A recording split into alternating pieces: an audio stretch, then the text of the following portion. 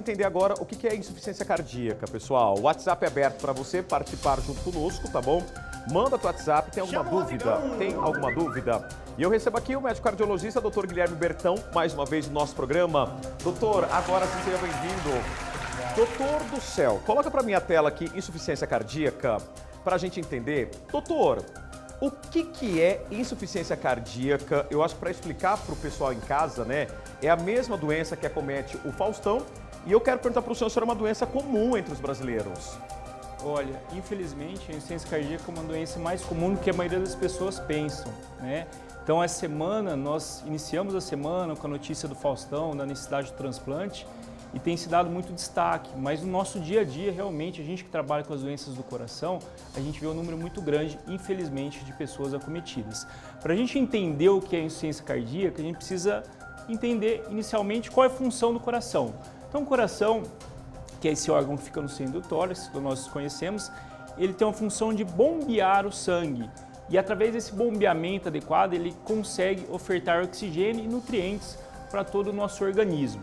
Então, insuficiência cardíaca é quando ele perde essa função ou o faz de forma inadequada. Doutora, e deixa eu entender uma coisa, deixa eu ver se eu consigo entender. É como se o coração ele ficasse mais fraco quando acontece esse problema da insuficiência cardíaca, ele vai parando de bater de forma contínua, né, ou acelerada e vai batendo mais devagar, é isso ou não? Mais ou menos. Então não está necessariamente relacionado, em geral não está relacionado à frequência cardíaca, então número de batimentos. Nós podemos ter uma pessoa com insuficiência cardíaca com uma frequência cardíaca normal. Então, ele está mais relacionado à força realmente de contração do coração. Existe também um tipo de insuficiência cardíaca que está relacionado a um relaxamento inadequado do coração. Pode também ter alterações no funcionamento normal.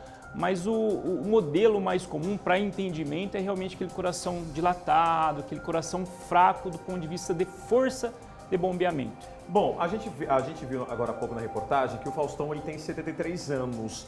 Mas acomete pessoas que geralmente sofreram um infarto ou é uma doença que vem ao passar dos anos, doutor? Olha, nós temos um estudo, inclusive brasileiro, que avaliou o perfil de pacientes com insuficiência cardíaca.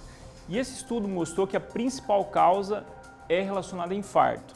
Então, pacientes que tiveram infarto e acabaram desenvolvendo insuficiência cardíaca. Mas temos também outras situações, como a pressão arterial elevada, mal controlada, pacientes com eventualmente algumas doenças infecciosas, como a doença de Chagas, pacientes que fazem uso de consumo de bebida alcoólica em grandes quantidades, diabéticos, algumas situações que também podem levar à insuficiência cardíaca. Em geral, é sim uma condição mais relacionada com os idosos. Então, o envelhecimento se associa mais com insuficiência cardíaca, mas infelizmente também pode cometer pessoas mais jovens. Bom, a gente está vendo aqui, pessoal, ó, insuficiência cardíaca reduz o bombeamento do sangue, enfraquece o coração, diminui o fluxo sanguíneo que o doutor falou, acumula sangue em partes do corpo e acaba afetando os pulmões. Doutor, e a gente viu que o Faustão está aguardando ali, juntamente com outras quase 400 pessoas, um transplante, né? E a pergunta é, a gente só transplanta um coração de uma pessoa para outra? Eu acho que é a dúvida de muita gente. Até eu vi hoje, onde eu estava à tarde, comentando sobre isso.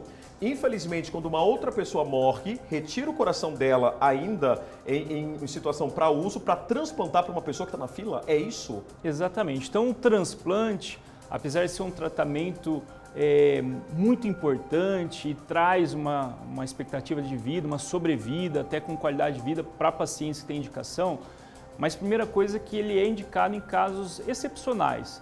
Então, em geral, nós temos várias opções de tratamento até chegar à indicação do transplante. Então, o transplante ele é feito em pacientes com quadros mais graves e refratários aos tratamentos iniciais.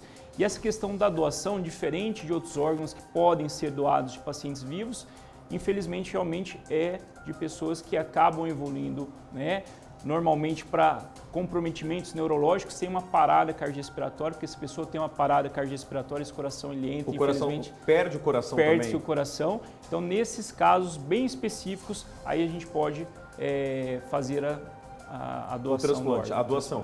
E aí eu acho que tem tanta coisa envolvida, né, doutor? Igual, por exemplo, a família, a pessoa, né, que está ali antes de acontecer algo, já assinar que ela é doadora de órgãos. a família autorizar também a doação de órgãos, porque ainda infelizmente no Brasil há uma questão de preconceito, há uma questão cultural que se não doe órgãos, gente, pelo amor de Deus, é uma sobrevida. O doutor acabou de falar sobre isso. Mas a gente viu na reportagem também, doutor, de acordo com a Sociedade Brasileira de Cardiologia, que isso pode levar de 1 ano a 1 ano e meio, esse aguardo pelo coração. Exato. Mas e até lá, a pessoa ela sobrevive de que forma? Olha, em geral, esses pacientes eles vão precisar de algum suporte adicional ao tratamento habitual, que é através de medicamentos e de controles que se fazem no dia a dia em casa. Então, muitos desses pacientes, infelizmente, acabam esperando todo esse período internados ou através de medicamentos que só podem ser administrados de forma endovenosa ou através até de alguns dispositivos que a gente chama de assistência de suporte de assistência circulatória, que funcionam como se fossem corações artificiais. Alguns de curta duração, alguns até de longa duração, que o paciente pode ir para casa. Mas, em geral, são pacientes que se encontram em uma condição clínica ruim. Mas, doutor, então até ele conseguir um transplante, as pessoas que estão em estado grave, elas têm que ficar no hospital? Não, não necessariamente. Elas podem voltar para casa? Claro, o ideal é que se consiga aguardar em casa, mas muitas vezes não é possível. E esses pacientes conseguem guardar em casa, seguem na fila, na lista de transplante, não saem, e os pacientes que não conseguem, em geral, eles acabam tendo uma certa prioridade, porque são aqueles casos ainda mais graves, que eles nem conseguem deshospitalizar. A pessoa que tem insuficiência cardíaca, ela pode infartar? Não. Pode, como qualquer outra pessoa, né? O que acontece muitas vezes é o contrário. A pessoa tem um infarto, infelizmente por algum motivo não recebe o tratamento adequado e acaba evoluindo com a complicação da insuficiência cardíaca, né? Então a insuficiência cardíaca ela é a complicação final de todas as doenças do coração. Então pressão mal controlada, infarto, miocardites, que hoje em dia se fala muito pós-Covid, uma inflamação no coração, pode evoluir com insuficiência cardíaca. Bom, coloca para mim a tela de novo aqui do coração, pessoal, para você que tem alguma dúvida, né? 8407-9227, 8407-9227. Doutor, tem uma pergunta aqui que eu achei interessante. A pessoa que ela sofre com uma insuficiência cardíaca, ela muda o estilo de vida dela na casa, no trabalho, na rotina? Ela muda o estilo de vida dela? A abordagem desses pacientes ela deve ser multidisciplinar. Então é importante que se tenha um trabalho de reabilitação, que a gente fala, então uma atividade física direcionada, ou com fisioterapeutas, ou com profissionais de educação física. O suporte nutricional também é importante, porque vai ter restrições do ponto de vista de alguns alimentos, até da ingesta de água, para não ter justamente o fenômeno de congestão, que a gente fala que é acúmulo de líquido. Então, o dia a dia, infelizmente, na maioria das vezes, principalmente quando o paciente tem sintomas, sofre algum grau de comprometimento. Chegou uma pergunta aqui interessante. Doutor, é possível colocar marca-passo para quem tem insuficiência cardíaca? Existem alguns pacientes que têm insuficiência cardíaca em que a insuficiência cardíaca, além da força de contração reduzida, ele acaba tendo o que a gente chama de uma sincronia. Então, uma alteração mecânica da força com uma alteração elétrica.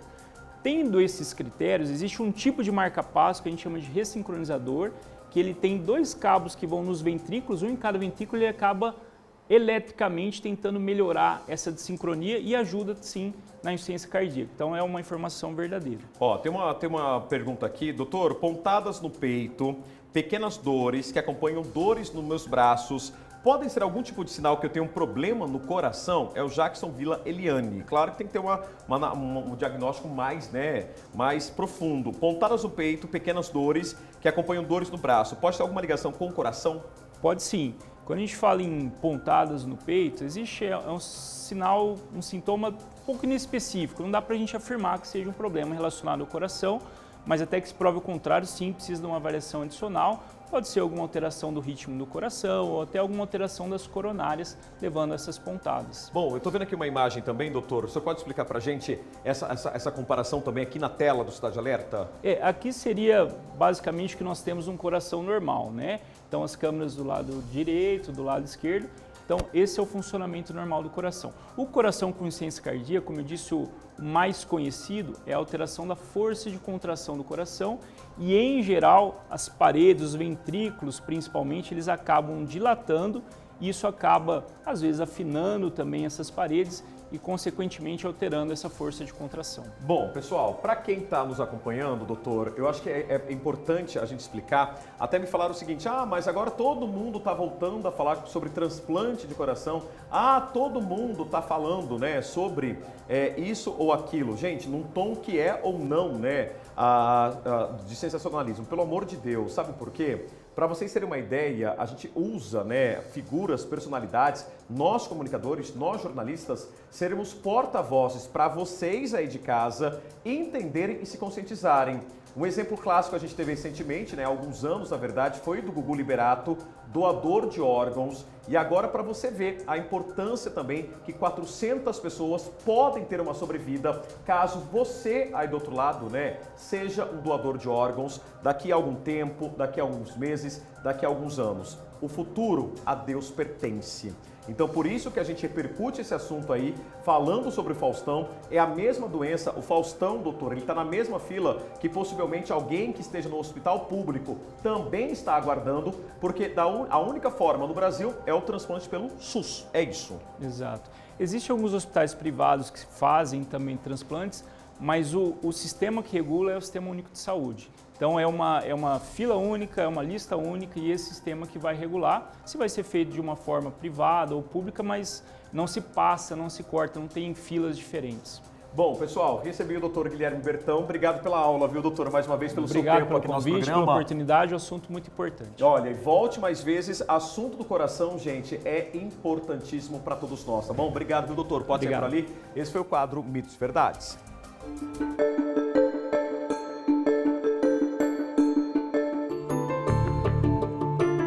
E olha, gente.